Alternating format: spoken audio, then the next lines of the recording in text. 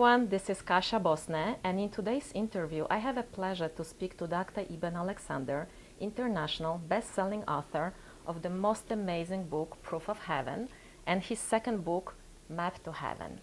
I'm going to ask him about his extraordinary journey of near-death experience, and I will ask him to take us straight to heaven. So buckle up, because we're going right there. Dr. Alexander, thank you so much for making this all possible. My pleasure. Good to be here. Thank you. I spoke to heaven before you arrived that your plane will be on time, and I guess someone up there listened to me, and here we are. So how are you? I'm doing great. It's good to be back up here. So it's so fantastic to have you here. Your story, your extraordinary story, touched millions of people all over the world.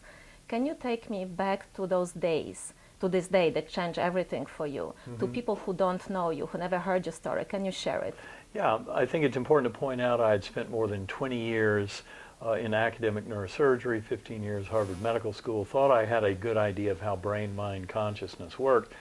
And then at 4:30 in the morning, November 10th of 2008, I woke up with severe back pain, soon realized I had severe headache. Within 3.5 hours was being driven deep into coma with grand mal seizures due to a rapidly progressive and very aggressive bacterial meningitis. It turns out I was gone from this world for the next 7 days.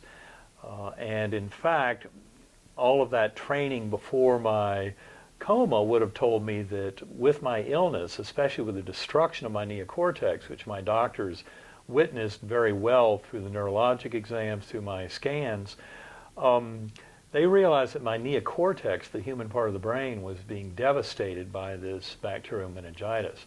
And so it should have gotten rid of all but the most rudimentary of any kind of experience, according to our modern views, neuroscientific views of the brain and the neocortex, the part that makes us human, the outer part of the brain. That's the part that's most specifically attacked by bacterial meningitis, which really makes that kind of severe meningitis a perfect model for human death. Now it turns out that totally shocking to my prior self and to the belief of brain creates consciousness was what happened deep in coma. And what I remembered began in what I call the earthworm eye view, a very primitive, coarse, unresponsive realm, like being underground or in dirty jello. It seemed to go on for a very long time. And I think in looking back on it, that earthworm eye view was the best consciousness that my brain could muster while the neocortex was being destroyed by this aggressive, primitive bacterial meningitis. It turns out that what happens next is really kind of the big surprise of the journey, because in fact, as I was down on that bottom with that very limited neurologic function, and in fact, in that earthworm eye view, I had no memory of the life of Eben Alexander. I could remember nothing of my earthly existence, remembered no words, no language, none of my scientific knowing, none of my religious concepts. Everything got wiped out. And initially, when I came back to this world and was trying to understand it all, I thought, well, that makes sense that I would remember nothing of my life because my whole neocortex was destroyed. My doctors knew that very well from my exams. In fact, to this day, by the end of the week, I was down to a 2% chance of survival, no chance of recovery. And so that's why so much of this has been a deep mystery that demanded my attention and trying to understand it all. Now, it turns out that I was rescued from that earthworm eye view by this slowly spinning white light and a perfect musical melody that took me up into that beautiful, idyllic, ultra-real Gateway Valley that I discuss in a lot of detail in Proof of Heaven.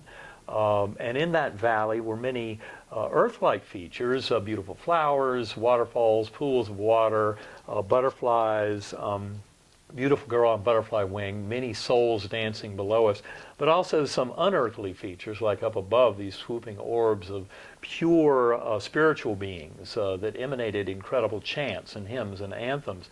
When I came back, I described all those celestial beings that were emanating these beautiful hymns as angelic choirs. I mean, that's what makes the most sense. That ultra-real valley was the real challenge to explain. It had the Earth-like features, but it was far more real than this world. And that part is very hard to explain. And in the months after my coma, when I was trying to explain all this as some kind of a brain-based hallucination or dream or drug effect, it was a real challenge to explain that ultra-reality. And the way that it comes out is so profound, the way we can know things. And that was just the beginning of my journey, because in that idyllic realm, that kind of heavenly realm, but with Earth-like features, that was but one step on the pathway up through higher and higher universes, temporal and spatial dimensions, and I remember seeing all of that collapse down. Our four-dimensional space-time down here collapsing down, what I call deep time and a more fundamental causality in time flow of that spiritual realm, of that idyllic valley realm, all of that collapsing down in more and more levels until finally I was out in what I call the core, infinite inky blackness filled to overflowing with that unconditional love and its infinite healing power, and a brilliant orb of light. In the strong sense of the three of us, of that unconditional love, the creator of the entire higher dimensional multiverse, and all far beyond our ever having the ability to know, this brilliant orb of light that I thought was a translator or interpreter, and then of course my consciousness, which by this time I hope everyone realizes is far beyond Eben Alexander's limited consciousness. This was a far greater consciousness that we are all part of. And then in that realm I was told, you're not here to stay, you'll be going back, in that core realm. And I would tumble back down to that earthworm eye view, which didn't make any sense to me initially, but I knew at that time, I learned that by remembering the musical notes of that spinning melody, I could bring the melody back to me, and it would open up like a rip in the fabric around me back up into that idyllic valley with the beautiful girl on the butterfly wing, always getting that same message of unconditional love that she gave me. You are deeply loved and cherished forever. You will be taken care of. You have nothing to fear. So with this extraordinary story, you probably can imagine how much controversy it met. You probably had so many skeptics, people who question your sanity, people who needed more proofs, like opening your medical records, people who said you were hallucinating. Right. How do you respond to that? Well, it turns out that I had a lot of help in writing Proof of Heaven. I had many, many friends, and that includes colleagues, that includes skeptics, hardcore, open-minded skeptics, which I would say are the most valuable resource we have in this discussion. But I'm talking about open-minded skeptics who will take all of the information and then try to put it together into a system that works. And there are a lot of scientists out there who get this, those who study consciousness and realize very deeply that the physicalist model that brain creates consciousness fails miserably. It is coming to an end. It is too simplistic and doesn't offer up anything to explain the observations about day-to-day consciousness or about what one might call rogue phenomena, like near-death experiences, shared death experiences, after-death communications, deathbed visions, out-of-body experiences, remote viewing, past life memories in children as evidence of reincarnation. I mean, there are tremendous there's a tremendous amount of information out there about non-local consciousness, about all these phenomena that suggest that the brain does not create consciousness at all. Of course, the brain and consciousness are tightly linked, but the mistake is in thinking that the brain creates it. And what all of these observations suggest, and that includes the day-to-day observations around consciousness itself, just in a moment-to-moment function, is that consciousness is non-local and that it is fundamental. This is part of where, as I said earlier, the enigma around quantum mechanics really has the most facile solution is through acknowledging that consciousness is fundamental in the universe. And that's where the science is headed around all of this. So my point is that I had a tremendous number of helpers in terms of colleagues deeply interested in consciousness helping me to wrestle with this, initially trying to explain my experiences of brain-based hallucination, dream, drug effect, or what have you. But the more I realized how sick I was, and the more I went through my medical records with colleagues and others interested in helping me to understand this, the more I realized that my neocortex was way too damaged to have experienced anything, other than, say, that earthworm eye view. I think that could have been mustered up by my very beleaguered neocortex, but not everything else that happened as I went up into those higher levels, the gateway realm, the core realm, and then oscillating, cycling through multiple times. There's no way to explain that ultra-real realm based in the limited function that was shown in my neocortex at the time. There's no way any part of my brain participated in that. And that's what I go into in Proof of Heaven, is that whole analysis, trying to explain it as a brain-based mechanism. Now, the fact of the matter, if I'd been the only person to ever have had a near-death experience, it would be very hard for me to move forward with trying to explain it. I'd have to just throw my hands up in despair and go, well, I don't know. I guess crazy things happen to people when they're dying. The good news is there are millions of other near-death experiences out there. Millions. The vast majority of whom have come into being in the last 40 or 50 years, since doctors developed ways to resuscitate cardiac arrest patients. And so even though near-death experiences of the very same flavor go back thousands of years, for example, you can go back and read Plato's account of the Armenian soldier, 2,300 years ago, killed in battle. That account sounds for all the world like a near-death experience in a soldier in Iraq or Afghanistan today. There's no difference, because these things are not culturally based. They're part of who we are and the very nature of existence of this universe.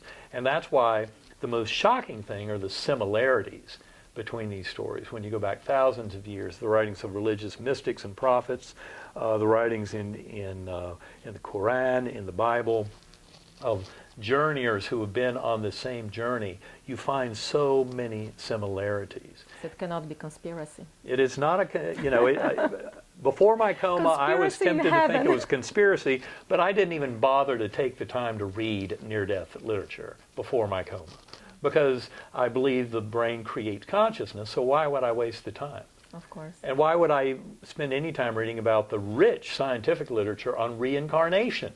More than 2,500 cases, past life memories in children at the University of Virginia alone that cannot be explained by any means other than reincarnation.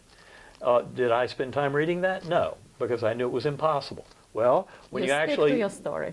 When you start reading the literature and getting into this, you start realizing that all the evidence suggests that all this is real. Actually, that that consciousness is fundamental, that our soul or spirit is eternal. That's where all the evidence points, and yet it upends our conventional science. Our current science is very simplistic.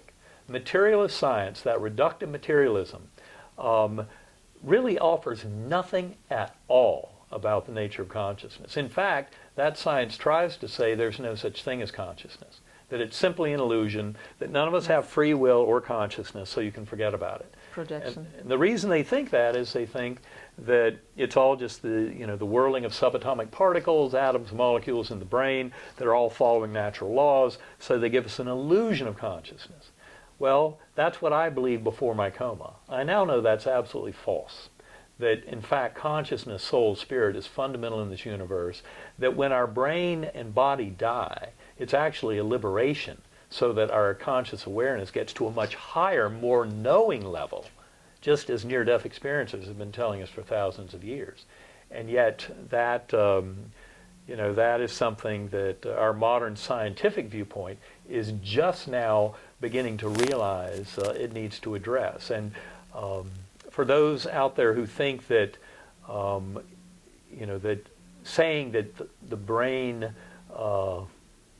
doesn't create consciousness gives them so much trouble, I point out two very commonly observed clinical situations. One is called terminal lucidity, where elderly demented patients start having these oases of very brilliant clarity and insight and reflection, often at the time when they're seeing souls of departed loved ones who are there to escort them over. And those are extremely common. I mean, literally millions of observations of terminal lucidity. And likewise, there are the acquired savant syndromes, idiot savant syndromes, like in autistic children, or after brain injury or a stroke. People have an ability, because of the brain damage, to do some superhuman mental function. For example, calculate pi to 3,000 digits in their head. I had a patient who could never do this before. He was hit in the head with a baseball, and he came in for follow-up a few weeks later and said, "Doc, I couldn't do this before. Maybe you can explain it to me." And he asked me if I had a map. So I pulled out a map, and I showed it to him, and he looked at it for about 3 or 4 seconds and said, "Put it away." And then he started drawing. And from memory, he drew this map perfectly. Perfect. And he said, "I couldn't do that before. How'd that happen?" That was in the setting of his head getting hit in the head with a baseball. Many other scenarios like that. People who look through a phone book and, you know, every 2 seconds per page, and they go through it, and then you ask them, you know, what is Ralph Nelson's phone number, if that was one that was just in there that they looked at, and they'll remember it. You know, how does that happen? There are mental functions that go far beyond anything that we can ascribe to the physical brain. So that's where the modern scientific understanding is going to mature in the next decade or so. So what's really intriguing for me is that the main message for you was that we are cherished, we are loved. By whom? We are loved by the Creator. That's, I mean, the best way I can put it is that that source, that infinite loving source that seemed to be the source of all that is, loves us so deeply, loves this creation. And in fact, our very this spark of awareness, this kind of magic of conscious awareness that each and every one of us has every moment to moment, that awareness is a very direct link to that infinite power of that divine creative source. And that's why Map of Heaven is a clarion call for people to get deeply into meditation. If you want to know answers and find out much more about who we are, what we're doing here, how this all works, we need to go within our own consciousness. And when you realize that the brain doesn't create consciousness, but that the scientific view that's emerging is that the brain is a reducing valve or filter that limits that pre-existing consciousness down to this little trickle of an apparent here and now that are very much illusory. And that is, again, where the modern scientific view is helping to take us to the next level. But it has to do with fully recognizing the deep mystery of quantum mechanics. As Einstein said, past, present, and future are cleverly wrought illusions. And they are. In fact, causality and time flow in our world is something that is an emergent property of consciousness on this side of the veil. And the materialist science is in this incredible rush to try and understand all of this by combining quantum mechanics and relativity, whether it be quantum gravity or string theory. But it all is getting to the same point, which is realizing, as Sir James Jeans said back in the mid-20th century, musing over the incredible mystery of the measurement problem in quantum mechanics, he said the universe begins to look much more like a great thought than a great machine. We should herald mind as the creator and governor of this realm, which it is. And that's what we're coming to realize, is that mind, soul, spirit, consciousness are fundamentally real. I would say that our consciousness is all interconnected, and it's not just about humans. It's not just about life on Earth.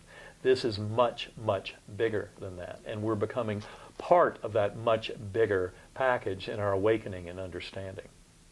And in Map of Heaven, you said that you're still searching. What is it that you're still searching for?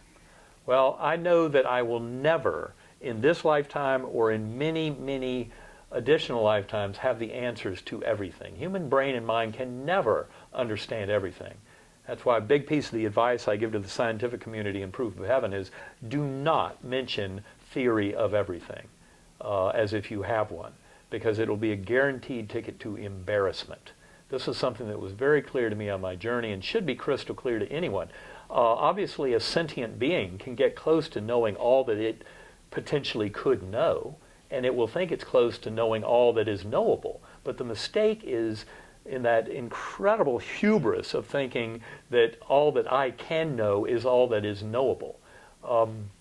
And that's where the whole thing just falls apart, is ridiculous. As I point out in Proof of Heaven, the human brain and mind is in slightly better position than the chimpanzee brain and mind to come up with a theory of everything, but not much. Don't let it go to your head. And I think this is a crucial part of this. But we can get much deeper knowing by getting in touch with that consciousness deep within. That's why in the appendix to Map of Heaven, which is entitled The Answers Lie Within Us All, I talk about the work that I do with sacred acoustics. Yes. And sacred acoustics, the sound meditations, very important. These are tools to help people get in touch with that infinite consciousness. Yes. Incredible source, the ultimate source of all creativity and all knowing is within us all. But that's why I try to meditate an hour to a day, more if I can, and I use the sacred acoustics tones. I work with them to help develop more advanced tones all the time to try and help take this world to the next level. And that's what all that work is about. So life also speaks to us through symbols, events, synchronicity, events, signs. For instance, for me, I see white feathers everywhere, or each time I'm looking at my cell phone, I see 111, 222. I don't know if I should ignore it or if it's... No, pay attention. If I should pay attention? The messages are everywhere. What does it mean? How can we learn to pay more attention to notice those signs of synchronicity? I think it's to be just to be open.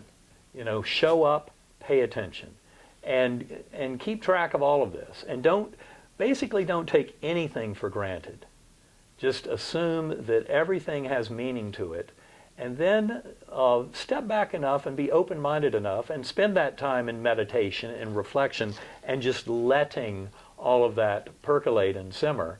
And I think the answers and the knowing will come to us much more clearly. But it's important to be open. You know, I get into that in Map of Heaven, the whole issue of synchronicity, all the focus that Carl Jung placed on synchronicity. And to me, it's a crucial part of getting to the meaning that we can all find in our existence here, as individuals, as soul groups, as nations, as ethnic groups, all of humanity and beyond. It's all about showing up, paying attention, and being aware of that meaning that is there. So talking about spirituality and science, you beautifully made that match in heaven between those two worlds. Like science says, like what you just mentioned, that thoughts, our emotions, they are illusion, they are projection. Only what's material, what we can see, that actually Right. what exists. And I always was taught that it all starts with intention. Where the intention goes, energy floats, and it manifests itself with the desired outcome. It's like a flame sparkle that goes into flames. And how can we distinguish what's real, what's unreal, and get the best out of two worlds? Well, I feel that the best way to distinguish that is really to go within. We can get tremendous insight and guidance from within, deep within our consciousness. Now, important to point out, the little voice in our head, the little rational voice, logical thinking voice, right here in my temporal lobe dominant hemisphere, that little voice is not consciousness, okay? Very clear to me now. I might have tried to argue before my coma that that is, you know, the pinnacle of consciousness, but it is not. It's a little more than a parlor trick. In fact, when I go deep into meditation, the first thing I do is I let that little voice state an intention, make a request, offer up some gratitude, and then it goes into timeout, because there is far greater wisdom within that infinite consciousness. And that little logical voice is not my friend. It is way too tightly tied to ego and to self. That little voice in my head, you know, by being attached to ego and concepts of self, it uses those tools that ego uses, mainly fear and anxiety. You know, fear about the future, anxiety about the past.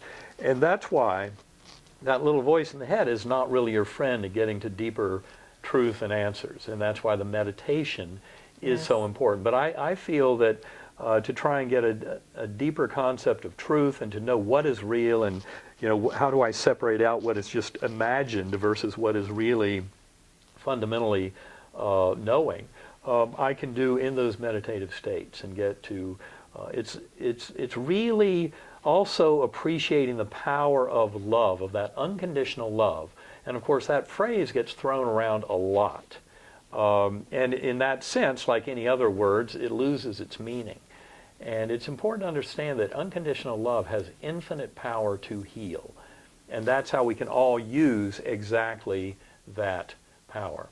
Okay? Okay, so if I open my Google Maps and type heaven, what would be the best and fastest directions for my GPS to get me there? Well, you're not going to find it in the physical universe at all. It does. Damn it. It is right where we are. Heaven is right here. That's why so many of the stories that I get from people are, you know, a deathbed story where someone witnessed, like especially in a shared death experience, and I hear them every month or so. I hear incredible shared death, which are fantastic stories, because they're of a bystander, not of the person who's dying, but of a bystander who's there with the loved one, and the bystander soul gets sucked along on the journey, even to the point of seeing a full-blown life review. And when you hear those stories, it is fundamentally earth-shattering what it really means. But the truth is, this is an entire reworking of what we understand as the nature of reality, and realizing that the material realm is in many ways very much the illusion. And the thing that truly exists is soul, spirit, consciousness. And so we don't have time to go into it anywhere close to the, what we would need to fully get into this. But I'll tell you, it has to do with realizing heaven is right here where we are. It's not like you have to be out there somewhere for where it is. It is here. But, growing up in this culture, the idea is if it's all in your mind, it's not real, it doesn't exist. Well, guess what? It's all in your mind, and it's absolutely the most real thing in the entire universe. And get that straight. And that's where we're all headed, is a deeper recognition of the truth of that. Well, I couldn't thank you enough for speaking from your heart, for your kindness and generosity. And for everyone who would like to find out more about Dr. Eben Alexander's story, I highly recommend those two wonderful books. They are page turners and heart opener. So thank you so much and have a happy holidays. Well, thank you. Happy holidays to you too. Thank you.